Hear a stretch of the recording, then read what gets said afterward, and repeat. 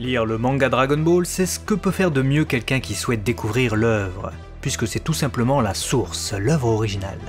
Le vrai Dragon Ball, tel que l'a écrit et voulu son auteur, Akira Toriyama. Cependant, lire le manga et regarder l'anime, c'est sûrement même encore mieux, car cela permet d'avoir des points de vue différents sur une même histoire, avec des émotions et des expériences encore plus variées. Aujourd'hui, on va voir que l'anime n'est pas qu'une adaptation avec des rajouts placés là pour gagner du temps, histoire de ne pas rattraper trop vite le manga, contrairement à ce que certains peuvent penser, mais qu'on tient bien là, une véritable adaptation faite avec le cœur, bien souvent, et qui nous a sûrement marqué pour de très bonnes raisons.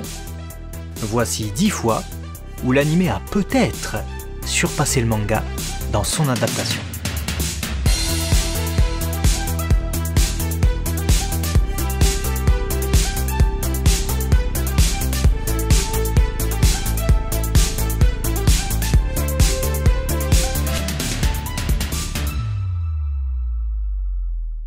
Avant de commencer la vidéo, on remercie notre partenaire qui est Wondershare Filmora. C'est un logiciel de montage facile à utiliser, parfait pour les débutants en vidéo, que ce soit sur YouTube ou ailleurs. Le logiciel est mis à jour régulièrement et propose énormément de nouveautés. À vous les montages de qualité et qui font rêver. Dont des IA, les fameuses intelligences artificielles dont on parle tant en ce moment. Et non pas des humains artificiels. Vous souhaitez utiliser une musique en particulier, comme ici une BGM de Dragon Ball, mais elle dure 1 minute 10 alors que votre séquence fait 3 minutes. Hop, on utilise l'intelligence artificielle qui étire la musique et vous permet d'avoir le nécessaire pour votre montage. Eh, c'est un truc de taré. Combien de fois on a été embêté car la musique était soit trop courte, soit trop long au montage. Il est aussi possible d'incruster un sujet sur un fond différent sans utiliser de fond vert.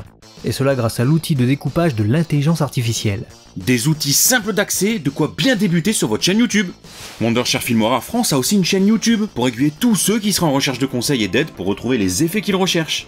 Plein de tutos, plein d'idées, ça donne envie de s'abonner. Nous on a testé et validé le logiciel, n'hésitez pas à l'essayer vous aussi en cliquant sur le lien dans la description sans aucune restriction de temps. Merci encore à Wondershare Filmora et on est parti pour la vidéo. 10e place, Goku se transforme en Super Saiyan 3. Pour les transfos, la mise en scène est souvent bien rallongée dans l'anime, ce qui permet de proposer plus que le manga.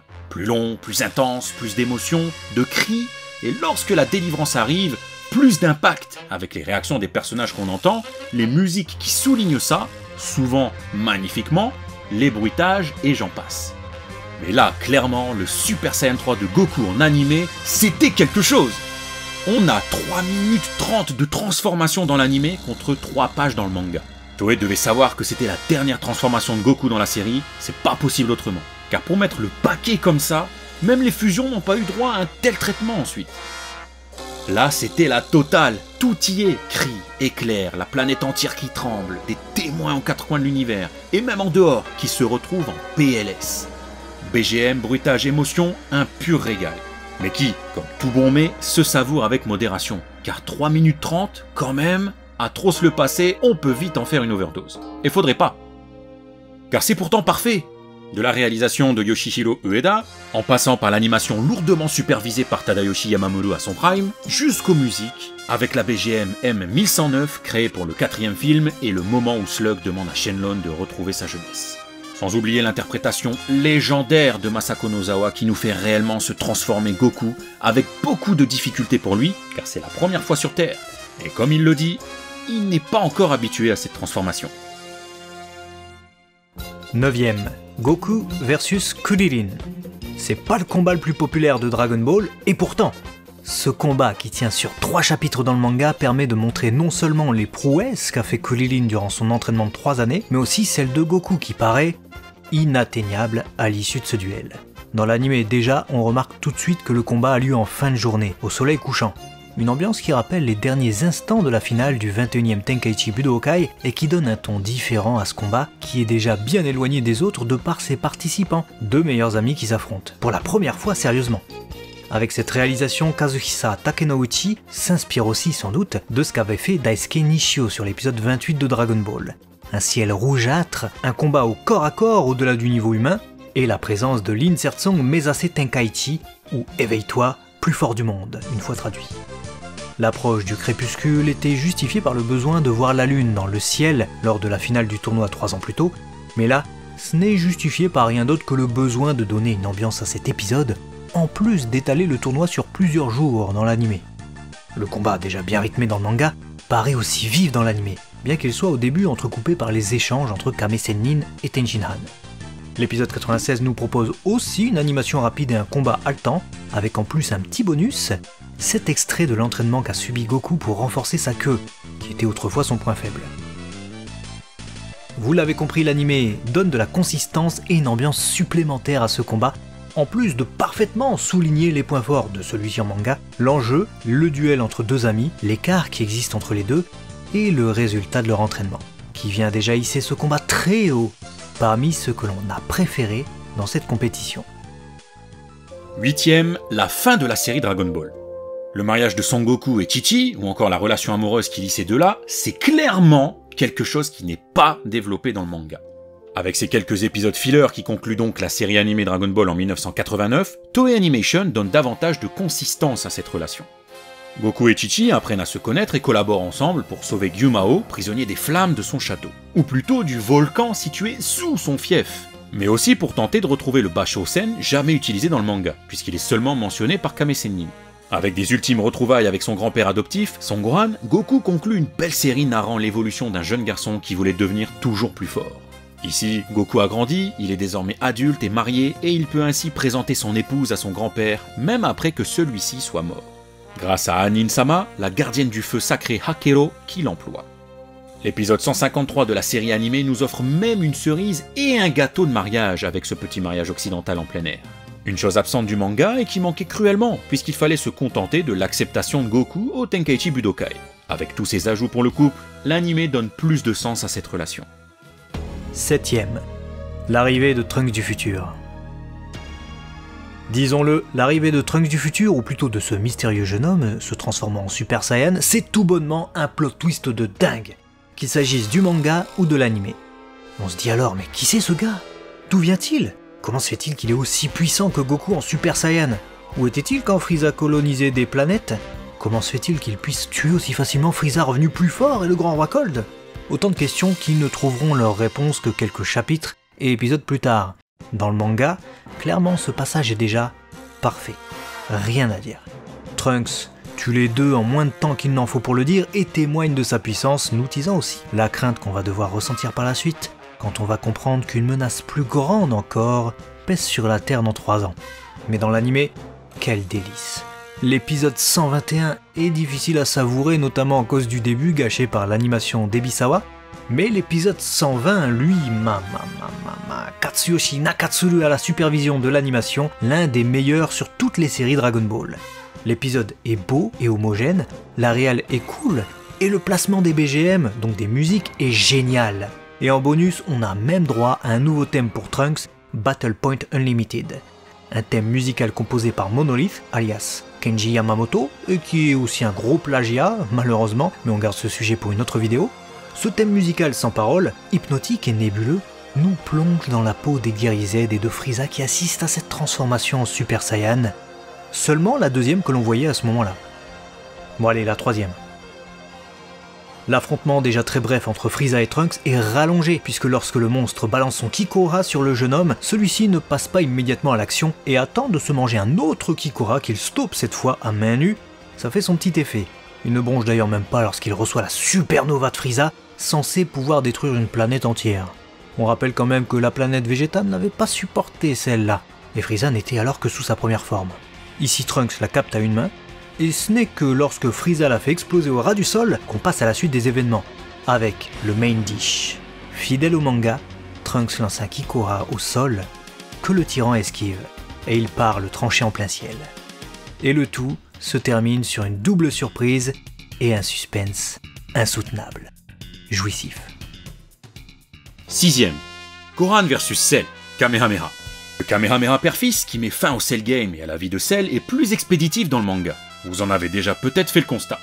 Mais en vérité, c'est surtout l'adaptation animée qui sublime cet affrontement final. Le manga ne fait que remplir sa mission, et la quinzaine de pages du manga dédiée à cette confrontation finale vient comme une cerise sur le gâteau, en conclusion d'une terrible bataille qui aura tout de même duré 19 chapitres, en ne comptant que le Cell Game. Bien que cela s'étire donc sur un épisode tout entier, cette opposition de Kamehameha est épique.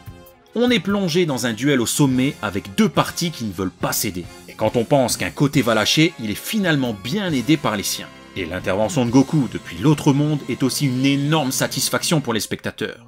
Puisque notre héros, qui nous a accompagnés depuis le début et s'est sacrifié en vain, revient finalement pour supporter son fils et l'aider à donner le meilleur de lui-même. Le tout avec les magnifiques BGM de Shunsuke Kikuchi, et notamment la M1420 issue du 7e film DBZ et créée pour le Genki-dama à la base. Pour parachever cette ambiance de fin d'arc et de climax qui va se conclure en apothéose avec Son Gohan qui aura surpassé tout le monde et détruit Cell, Vegeta, coupable d'avoir volontairement laissé Cell absorber numéro 18, se repent en détournant l'attention du monstre à l'instant fatidique. Merci Gohan, merci Goku, merci les guerriers Z, et merci Toei sur ce coup. 5. L'histoire de Trunks. Dans le manga, il existe en plus des 519 chapitres normaux, un chapitre bonus appelé Bangaihen Trunks the Story, Tatta Hitori no Senshi, ou Le guerrier solitaire. Un chapitre paru le 11 août 1992 dans les pages du Weekly Shonen Jump. Son propos ? Relater les événements du passé de Trunks du futur qui l'ont conduit à utiliser la Time Machine pour arriver jusque dans le monde présent. Bien que ne tenant que sur 19 pages, soit un peu plus qu'un chapitre lambda, ce chapitre servit tout de même de base pour une adaptation en TV Special, un épisode spécial de 48 minutes, et diffusé le 24 février 1993 au début du Cell Game entre les épisodes 175 et 176.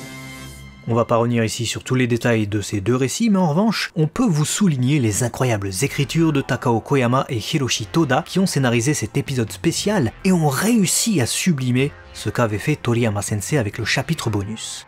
Il en va de même pour la réal de Yoshihiro Ueda. Deux scènes en particulier retiennent notre attention, celles à travers lesquelles on ressent toute la dramaturgie et le désespoir de Trunks, qui a presque tout perdu dans ce monde apocalyptique.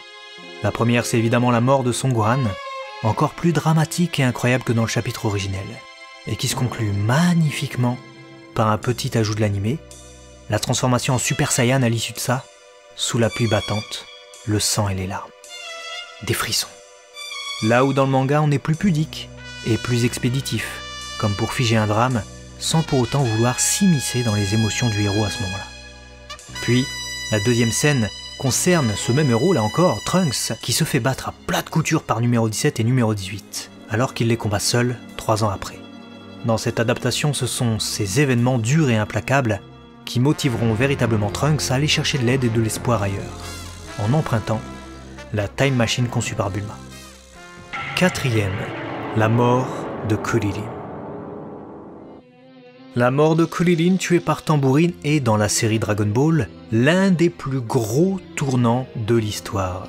C'est à cet instant précis que l'histoire devient beaucoup plus dure et violente, et cela est aussi dû à l'arrivée de Piccolo Daimao.